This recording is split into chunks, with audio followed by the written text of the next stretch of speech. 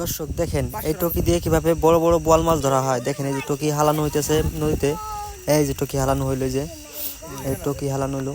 এখানে বোয়াল মাছ কাতল মাছ ধরা হয়। এই যে টকি মাছে টকির সুতা এখানে এখানে গাড়ি দেওয়া হলো, এই যে খড়ির ভিতরে দেওয়া হলো, এই যে রকটা দেওয়া হলো। টান দিলে যে এখানে দেখা যাবে, এই যে ধরা হচ্ছে টকিতে একটা, এখানে টানতেছে টকিটি, এই যে বসিতে একটা লাগছে কি মাছ দেখা যাবে।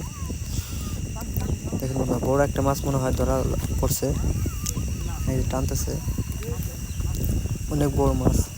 এই যে টানতেছে টানতেছে, এই যে এই যে উঠানো হবে। এই যে মাছটা পাক দিল, পাক দিছে মাছটা, অনেক বড় হবে মাছটা। ওই যে দেখা গেছে মাছটা আর ছুটে গেল মাছটা। দুঃখজনক বিষয় হচ্ছে মাছটা ছুটে গেল।